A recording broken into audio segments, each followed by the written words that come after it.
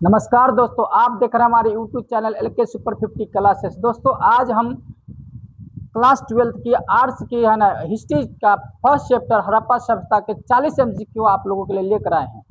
यह चैप्टर सभी बच्चे पढ़ चुके होंगे।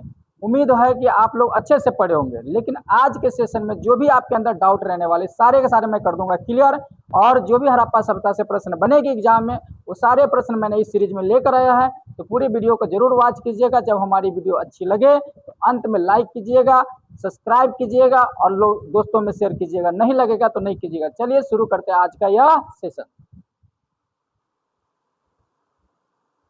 चलिए पहला प्रश्न आपके बोर्ड स्क्रीन पर है, बहुत सुंदर प्रश्न है। प्रश्न कहता है कि हड़प्पा सभ्यता, प्रश्न कहता है हड़प्पा सभ्यता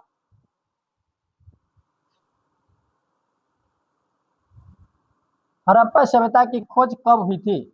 आपके प्रश्न का बोल है कि हड़प्पा सभ्यता की खोज कब हुई थी।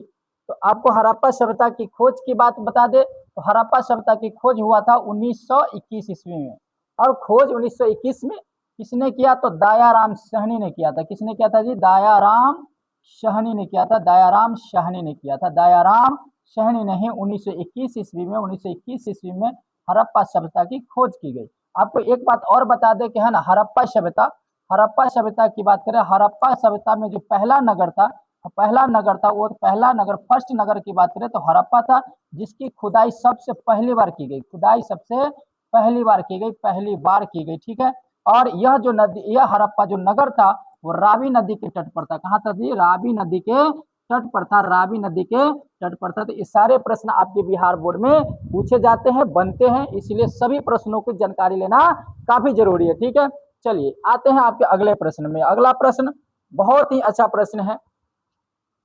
प्रश्न 2 नंबर कहता है हड़प्पा सभ्यता का सबसे बड़ा नगर कौन सा था। हड़प्पा सभ्यता का सबसे बड़ा नगर कौन सा था। आपको बता दें कि हड़प्पा सभ्यता के प्रमुख नगरों में सबसे बड़ा नगर की बात करें तो सबसे बड़ा नगर कौन था? मोहनजोदड़ो था। आपको मोहनजोदड़ो की बात करें तो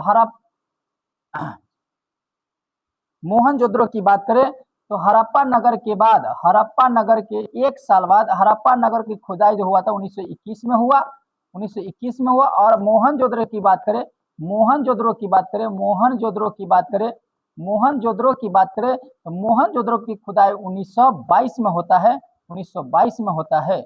और आपको बता दें यहाँ दोनों की मोहरे, इस दोनों नगरों की मोहरे, दोनों नगरों की मोहरे, दोनों नगरे की मोहरे आपको बता दे है ना एक समान था। क्या था? एक समान था। एक समान था। इसीलिए है ना हड़प्पा तथा मोहनजोदड़ो को मोहनजोदड़ो को है ना जुड़वा राजधानी कहा जाता है। जुड़वा राजधानी कहा जाता है। जुड़वा राजधानी कहा जाता है। जुड़वा राजधानी कहा जाता है। इस सारे प्रश्नों को आपको क्या करना है? लाइन बाय लाइन याद रखना है। एक भी प्रश्न नहीं छूटेगा, इसकी पूर्ण गारंटी है। चलिए आते हैं अगले प्रश्न पर। अगला प्रश्न बहुत ही अच्छा प्रश्न है। प्रश्न 3 नंबर का था सिंधु घाटी सभ्यता का सबसे पहला खोजा गया स्थल कौन था। मतलब सिंधु घाटी सभ्यता में सबसे पहली बार खोजा गया स्थल कौन सा था। मैंने अभी बताया है कि सिंधु घाटी में सबसे पहला बार खोजा गया स्थल कौन सा था? हड़प्पा था। यहाँ नहीं तो देखिए यहाँ मैंने लिखा है ना पहली खुदाई मतलब पहली बार खोजा गया सब है ना स्थान कौन था? हड़प्पा था। इस बात को आपको याद रखना है। इस बात को आपको याद रखना है।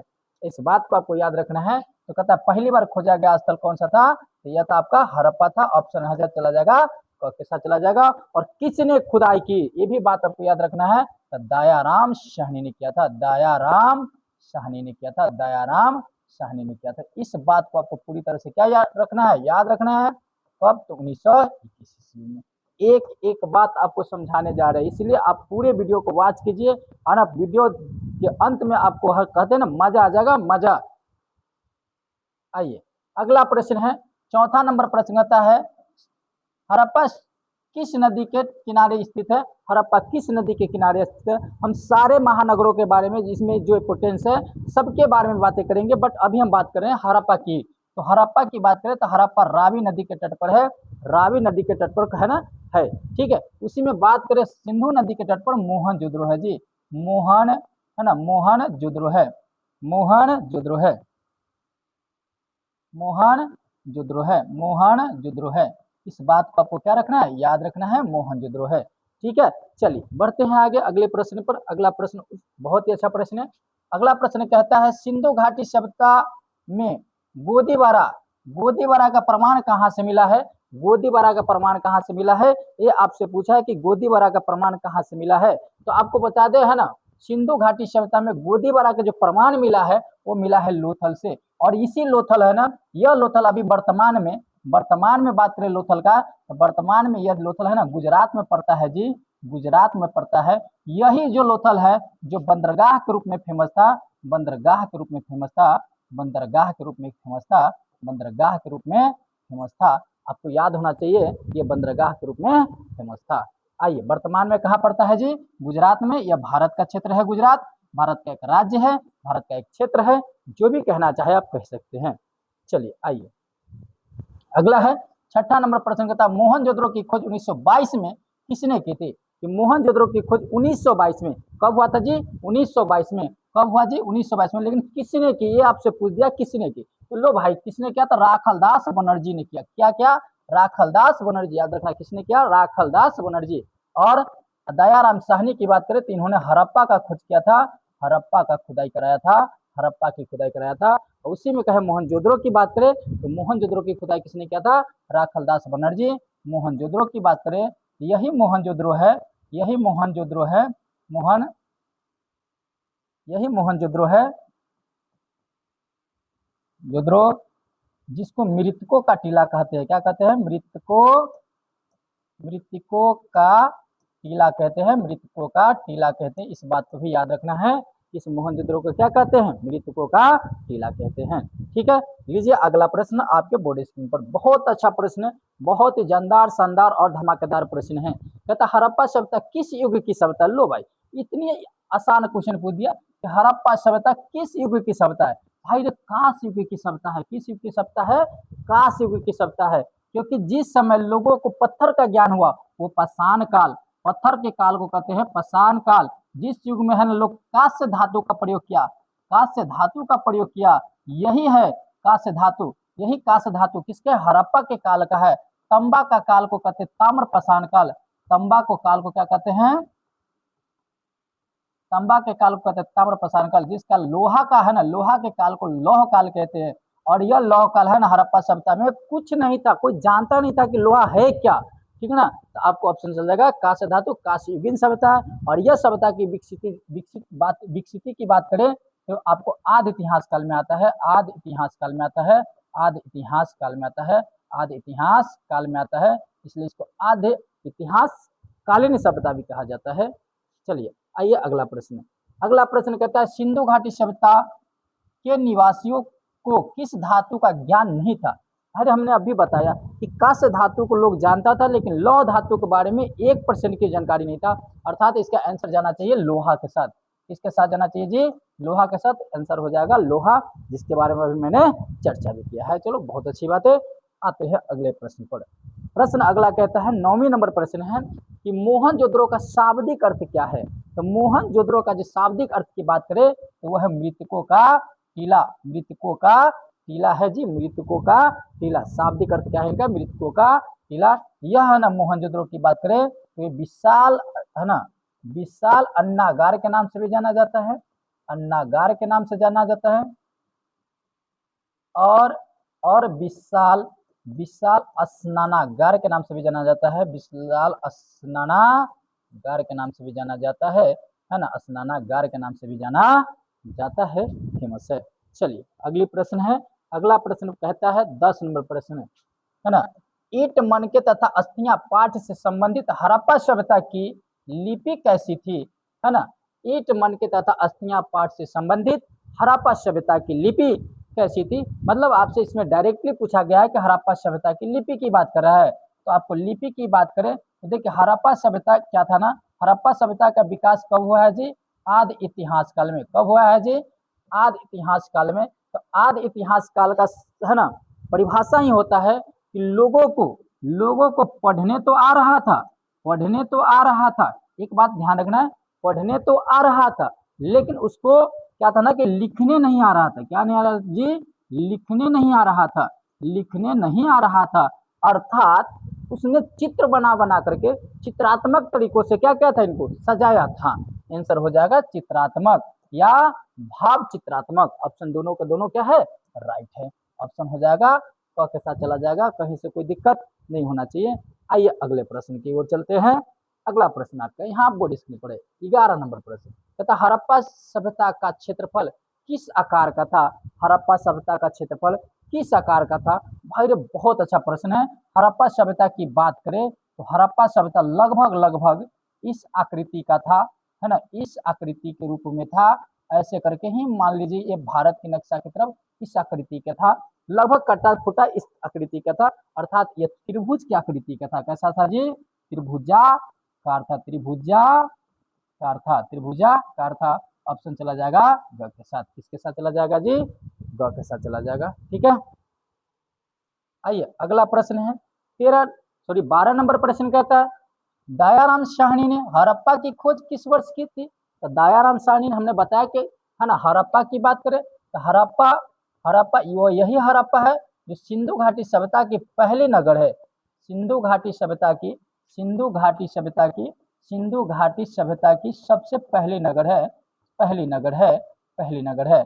यह पहली नगर हुआ, कौन सा हुआ, पहली नगर। और इसकी खोजकर्ता की बात करें तो दयाराम साहनी है, दयाराम साहनी है। इस हड़प्पा सभ्यता की, है ना, जगह की बात करें तो इसकी खोज कौन है, दयाराम साहनी है। और कब क्या था, 1921 ईस्वी में क्या था, 1921 ईस्वी में क्या था। इस बात को पढ़ लीजिए और लगा दीजिए 1921, लगा दीजिए 1921, कहीं से कोई दिक्कत नहीं होनी चाहिए। आइए अगले प्रश्न की ओर चलते हैं। प्रश्न है 13 नंबर, बहुत ही सुंदर प्रश्न है। प्रश्न कहता है सिंधु घाटी सभ्यता में विशाल स्नानागार ग्रेट बाथ का, है ना, ग्रेट बाथ कहाँ से प्राप्त हुआ है। तो ग्रेट बाथ की बात करें, है ना, विशाल स्नानागार की बात करें तो ये आपको मोहनजोदड़ो से प्राप्त हुआ है, मोहनजोदड़ो से प्राप्त हुआ है। इस स्नानागार की विशेषता बतला दे, स्नानागार की विशेषता बतला दे आपको। यह इस स्नानागार लगभग आपको, है ना, चौकोर हुआ करता था, चौकोर हुआ करता था, चौकोर हुआ करता था, चौकोर हुआ करता था, जिसमें जिसमें है ना पर्व एवं अनुष्ठान के दिन, पर्व एवं अनुष्ठान के दिन, अनुष्ठान के दिन, है ना, यहाँ के लोग, यहाँ के लोग, यहाँ के निवासी, निवासी कहिए या लोग कहिए, है ना, स्नान क्या करते थे, स्नान क्या करते थे, स्नान क्या करते थे, स्नान क्या करते थे। एवं एवं सूर्य देवता को, सूर्य देवता को, सूर्य देवता का क्या करते थे, जल, है ना, चढ़ाया करते थे, जल चढ़ाया करते थे।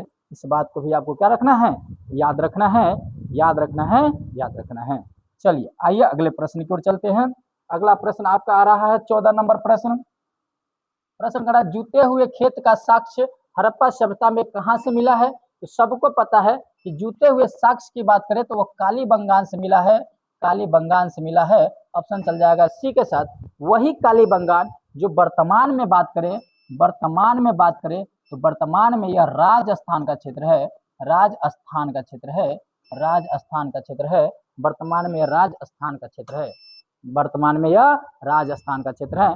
कहीं से कोई डाउट नहीं होने वाला है, पूरी की पूरी क्लियर पढ़ेंगे और आराम आराम से पढ़ेंगे और सभी को सीखेंगे। तो यही है ना जो कालीबंगान है, जो वर्तमान में राजस्थान का क्षेत्र होने वाला है। आइए अगला प्रश्न, अगला प्रश्न आता है ना 15 नंबर प्रश्न। हड़प्पा सभ्यता का काल क्या माना गया है। तो हड़प्पा सभ्यता की काल की बात करें तो कई, है ना, कई पुरातत्वविदों ने अलग अलग तरीकों से माना है, लेकिन सबसे आता है कार्बन डेटिंग, सबसे, है ना, महत्वपूर्ण आता है कार्बन डेटिंग। कार्बन डेटिंग की बात आता है, कार्बन डेटिंग। और यह कार्बन डेटिंग कहता है कि यह 2500 से लेकर के 1750, 2500 से लेकर के 1750 ईसा पूर्व माना है। तो 1750 ईसा पूर्व माना है। ऑप्शन चला जाएगा ए के साथ, ऑप्शन चला जाएगा ए के साथ, कहीं से कोई दिक्कत नहीं होने वाला है। आइए आपको अगले प्रश्न पर चलते हैं। लीजिए अगला प्रश्न, बहुत ही सुंदर प्रश्न है। प्रश्न कहता है 16 नंबर कि सिंधु घाटी सभ्यता को हड़प्पा सभ्यता नाम किसने दिया। कि सिंधु घाटी सभ्यता को हड़प्पा सभ्यता नाम किसने दिया, नाम किसने दिया, ये आपको बताना है। तो सिंधु घाटी सभ्यता को हड़प्पा सभ्यता नाम देने वाले व्यक्ति का नाम है जॉर्ज मार्शल। कौन है, जॉर्ज मार्शल। इन्होंने ही, है ना, पुरातत्विक व्यवस्था का जनरल डायरेक्टर हुआ करते थे, जिन्होंने पहली बार है ना ये हड़प्पा सभ्यता जो सिंधु घाटी सभ्यता था इनको हड़प्पा सभ्यता का नाम दिया था। मतलब इनकी नाम सिंधु नदी के किनारे था यह सभ्यता, इसलिए सिंधु घाटी सभ्यता था। लेकिन इन्होंने इनका नाम हड़प्पा नगर की खुदाई होने के बाद, जानकारी होने के बाद इन्होंने इनका नाम क्या दिया, हड़प्पा सभ्यता भी दिया, हड़प्पा सभ्यता भी दिया, है ना। चलिए आते हैं अगले प्रश्न की ओर। अगला प्रश्न कहता है 17 नंबर प्रश्न, सिंधु घाटी सभ्यता में समाज का स्वरूप क्या था? क्या वह पितृवंश है ना वंशात्मक था या मातृवंशात्मक था? क्या वह है ना कबलाई था या राजतांत्रिक था? तो आपको बता दे ये कैसा था, मातृवंशात्मक था, मातृवंशात्मक था। इस बात को भी आपको क्या रखना है, याद रखना है। चलिए आइए अगला प्रश्न की ओर चलते हैं। अगला प्रश्न कहता है हड़प्पा सभ्यता की तौल की इकाई संभवतः किस अनुपात में थी? तो हड़प्पा सभ्यता की तौल की इकाई की बात करें, तौल की इकाई की बात करें, तौल की इकाई, तौल की इकाई की बात करें तो 4, 8, 16, 32 और 64 के रूप में था। शायद 32 नहीं हुआ करता था, 64 हुआ करता था, 64। लेकिन सबसे ज्यादा महत्वपूर्ण की बात करें, महत्वपूर्ण की बात करें, महत्वपूर्ण की बात करें तो महत्वपूर्ण कितना था, 16 था, 16 था। तो ऑप्शन चला जाएगा ख के साथ, ऑप्शन चला जाएगा ख के साथ। उम्मीद करते हैं समझ में आ रहा होगा। आइए अगले प्रश्न की ओर चलते हैं। अगला प्रश्न आपको 19 नंबर प्रश्न है।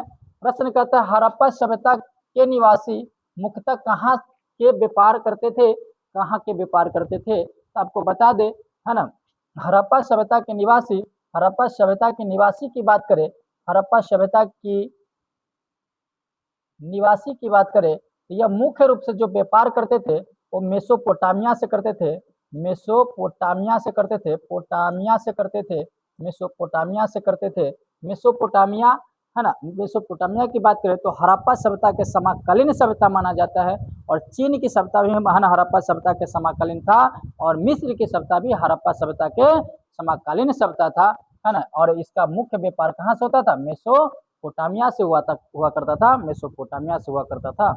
इस बात आपको समझ में आ रहा होगा। आइए अगर समझ में आ रहा है तो अगले प्रश्न की ओर चलते हैं। अगला प्रश्न कहता है 20 नंबर, हड़प्पा सभ्यता की मोहर मुख्यतः किस पत्थर से बनाई जाती थी? हड़प्पा सभ्यता की जो मोहरें थी वो मुख्य रूप से सिलखड़ी पत्थर की बनाई जाती थी, सिलखड़ी पत्थर की बनाई जाती थी, सिलखड़ी पत्थर की बनाई जाती थी। चलिए इस पर विशेष चर्चा नहीं करेंगे, बढ़ेंगे आगे। 20 नंबर प्रश्न कहता है निम्नलिखित में से कौन सा हड़प्पा स्थल अफगानिस्तान में स्थित है? आपसे पूछा क्या है कि वर्तमान का अफगानिस्तान, और अफगानिस्तान की बात करें, अफगानिस्तान की बात करें तो देखिए अभी वर्तमान में हमारा भारत यह है, यह है मेरा भारत, और भारत की बात करें तो यह भारत इस तरह से है, आपको इस तरह से ऐसे जा करके और ऐसे करके फिर इस तरह से नीचे आया हुआ है। तो आपको इस क्षेत्र की बात करें तो यह मेरा पाकिस्तान है, यह क्या है, पाकिस्तान है, यह पाकिस्तान है। और इसी क्षेत्र की ऊपरी भाग करें यहाँ तक इस सब के सब पाकिस्तान है, और यहाँ पर आपको बता दें यहाँ पर है अफगानिस्तान, अफगानिस्तान, अफगानिस्तान है, अफगानिस्तान है। तो आपको एक चीज समझना है कि यहाँ पर आपसे पूछा क्या है, सो समझना है कि वर्तमान में जो अफगानिस्तान है उसकी क्षेत्र कौन हुआ करता था, उस समय कौन हुआ करता था। तो आपको पता होना चाहिए कि उस समय जो आंसर होगा क और ख दोनों हो जाएगा, मतलब मुंडी गाक और शत्रुधई ये दोनों क्या था, अफगानिस्तान का भाग हुआ करता था, अफगानिस्तान का भाग हुआ करता था।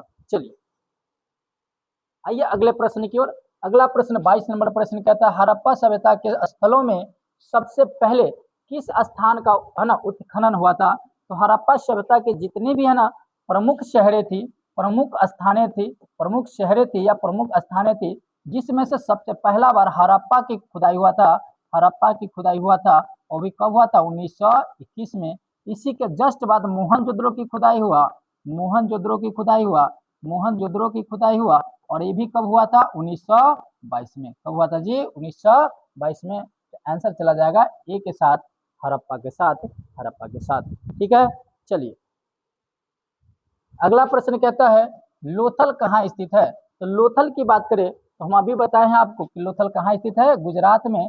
या वर्तमान में कहाँ पड़ता है जी, गुजरात का भाग है, गुजरात का भाग है, गुजरात की भाग है। और यह जो है ना लोथल की बात करें, लोथल जो नदी है वो लोथल जो नदी की बात करें तो लोथल जो नदी है उस नदी का नाम है भोगवा नदी के किनारे है, भोगवा नदी के किनारे है, भोगवा नदी के किनारे अवस्थित यह लोथल था, जो अभी कहाँ पड़ता है जी, वर्तमान में, है ना। आपको लोथल की एक और विशेषता है कि हड़प्पा काल में ये बंदरगाह के लिए फेमस था, बंदरगाह के लिए फेमस था, बंदरगाह के लिए फेमस था। उम्मीद करते समझ में आ रहा होगा। आइए अगले प्रश्न की ओर। अगला प्रश्न 24 नंबर प्रश्न कहता है भारतीय पुरातत्व का जनक किसे कहा जाता है। तो आपको बता दे, है ना, फादर ऑफ इंडियन, है ना, किसे कहा जाते हैं, अलेक्जेंडर कनिंघन को कहा जाता है, अलेक्जेंडर कनिंघन को कहा जाता है। यह सबसे ज्यादा एग्जाम में पूछा जाने वाला प्रश्न है कि पुरातत्व का पिता किसे कहा जाता है। तो अलेक्जेंडर कनिंघन को कहा जाता है, कनिंघन को कहा जाता है। इस बात को याद रखना है, इस बात को आपको याद रखना है कि किसे कहा जाता है, अलेक्जेंडर कनिंघन को कहा जाता है। आंसर चला जाएगा एक के साथ। आइए अगला प्रश्न कहता है archaeological survey of India ASI के प्रथम है ना डायरेक्टर जनरल कौन थे। तो आपको बता दे कौन थे जी, जॉन मार्शल थे, जॉन मार्शल थे, जॉन मार्शल थे। चलिए बहुत अच्छा प्रश्न था। आइए अगले प्रश्न की ओर चलते हैं। अगला प्रश्न 26 नंबर प्रश्न बहुत ही सुंदर प्रश्न है। कहता हड़प्पा सभ्यता का बंदरगाह नगर कौन सा था। तो आपको बता दें हड़प्पा सभ्यता का जो बंदरगाह नगर का नाम से जो पुकारा जाता था वो किसे पुकारा जाता था, लोथल को पुकारा जाता था। उसी में कालीबंगा की बात करें तो काली चूड़ियों का नगर कहा जाता था, काली चूड़ियों का नगर कहा जाता था, काली चूड़ियों का नगर कहा जाता था, काली चूड़ियों का नगर कहा जाता था, काली चूड़ियों का नगर कहा जाता था। उसी में बात करें मोहनजोदड़ो को तो मृतकों का टीला कहा जाता था, मृतकों का टीला कहा जाता था, मृतकों का टीला कहा जाता था, मृतकों का टीला कहा जाता था। उम्मीद करते समझ में आ रहा होगा। आइए अगले प्रश्न की ओर चलते हैं। अगला प्रश्न बहुत सुंदर प्रश्न आ रहा है आपके बोर्ड स्क्रीन पर। कह रहा है मनके बनाने के लिए प्रसिद्ध केंद्र कौन सा था। तो मनके बनाने के लिए जो प्रसिद्ध केंद्र था तो मुख्य रूप से तो चन्हूदरो था, लेकिन कुछ स्थानों पर इसकी जानकारी लोथल के साथ में मिलता है। ये दोनों ऑप्शन हो जाएगा, इसलिए ऑप्शन कहाँ चला जाएगा, इसके अकॉर्डिंग चल जाएगा घ के साथ चला जाएगा। किसके साथ चला जाएगा जी, घ के साथ चला जाएगा। चलो अगला प्रश्न आते हैं बाबू। अगला प्रश्न बहुत सुंदर प्रश्न है। कहता है हड़प्पा सभ्यता में घरों का विन्यास किस पद्धति पर आधारित था। हड़प्पा सभ्यता में घरों का विन्यास माने घरों के जो डिजाइन था, घरों का जो डिजाइन था वो किस आधार पर किया गया था। तो आपको बता दें ग्रिड पद्धति के आधार पर किया गया था, ग्रिड पद्धति के आधार पर किया गया था, ग्रिड पद्धति के आधार पर किया गया था। ऑप्शन चला जाएगा फर्स्ट के साथ ग्रिड सिस्टम। ठीक है। आइए 30 नंबर प्रश्न कहता है हड़प्पा वासियों में सबसे अनूठी विशेषता क्या थी। तो हड़प्पा वासियों में सबसे अनूठी व्यवस्था की बात करें कि यहाँ पर नगर नियोजन प्रणाली था। क्या था जी, है ना, नियोजित जल निकास प्रणाली, नगर पालिका था। क्या था जी, नगर पालिका था। और यहाँ की सफाई व्यवस्था काफी ही बेहतरीन था, काफी बेहतरीन था। और जल, है ना, जल निकालने के लिए, है ना, सभी जगह, है ना, छोटी बड़ी नलियां बनी हुई थी, अर्थात नियोजित जल निकास प्रणाली था, नियोजित जल निकास प्रणाली था। तो ऑप्शन चला जाएगा क के साथ नियोजित, नियोजित जल निकास प्रणाली, निकास प्रणाली। ठीक है जी, नियोजित जल निकास प्रणाली ऑप्शन हो जाएगा। कहीं से कोई दिक्कत नहीं होना चाहिए। आइए अगले प्रश्न की ओर। 30 नंबर प्रश्न कहता है सिंधु सभ्यता के निवासी किस फल पक्षी जानवर की पूजा करते थे। तो आपसे फल या पक्षी की नहीं पूछा है, आपसे, है ना, वृक्ष की बात कर रहा है। यहाँ पर वृक्ष की बात करें तो आपको बता दें पीपल की पेड़ की पूजा करते थे, पीपल की पेड़ की पूजा करते थे। ऑप्शन जाएगा एक के साथ। ठीक है। आइए अगला प्रश्न कहता है हड़प्पा सभ्यता के लोग किसकी उपासना करते थे। क्या वो मातृ देवी के करते थे, क्या वह, है ना, पशुपति महादेव के करते थे, लिंग या योनि के करते थे। जी सर सभी का करते थे। ऑप्शन हो जाएगा डी के साथ चला जाएगा, डी के साथ चला जाएगा। आइए अगले प्रश्न की ओर चलते हैं। निम्नलिखित में से कौन सी धातु हड़प्पा के लोग बाहर से मंगवाते थे। तो आपको बता दें बाहर से मंगवाने वाले, है ना, धातु का नाम था टीन। क्या था, टीन, जिसको, है ना, यही टीन, है ना, यही टीन जिसको बाहर से मंगवाते थे लोग, बाहर से मंगवाते थे, बाहर से मंगवाते थे। ठीक है। चलिए आइए अगला प्रश्न की ओर चलते हैं। अगला प्रश्न बहुत ही अच्छा प्रश्न है कि कालीबंगा किस राज्य में स्थित है। मैंने अभी बताया कि कालीबंगा कहाँ है जी, राजस्थान में। कहाँ है, राजस्थान में इसी कालीबंगा को काली चूड़ियों का नगर कहते हैं, काली चूड़ियों का नगर कहते हैं, काली चूड़ियों का नगर कहते हैं, काली चूड़ियों का नगर कहते हैं। इसी कालीबंगा में हल का प्रमाण मिला है। क्या मिला है? हल का प्रमाण मिला है, हल का प्रमाण मिला है। इस बात से आपको क्या रखना है? याद रखना है। क्या रखना है जी? याद रखना है। जब तक याद नहीं रखोगे अच्छे से आपको एग्जाम में है ना ऑब्जेक्टिव नहीं बनेंगे, इसलिए आपको याद रखना है। ठीक है, और अब तक हमारे चैनल को लाइक नहीं किए हैं तो कृपया अब लाइक कर दीजिए, क्योंकि अब हम लोग है ना बहुत कम प्रश्नों को है ना विश्लेषण करने वाले हैं। बहुत सारे प्रश्नों का विश्लेषण कर चुके हैं और आपको ये वीडियो अब तक अच्छी लग गई होगी। अगर नहीं लगा है तो लाइक नहीं कीजिए। चलिए आइए फिर पढ़ते हैं अगले प्रश्न को। अगला प्रश्न है, बनावली किस राज्य में स्थित है? बनावली किस राज्य में स्थित है? तो बनावली कहाँ है? हरियाणा में। और बनावली की बात करें तो हरियाणा का हरियाणा राज्य के हिसार जिला में कहाँ पड़ता है जी? हिसार जिला में है ना यह नगर था। हिसार जिला में यह नगर था बनावली। ऑप्शन चला जाएगा हरियाणा हिसार, हरियाणा हिसार। कुछ भी पूछ सकता है आपसे पूछने वाला।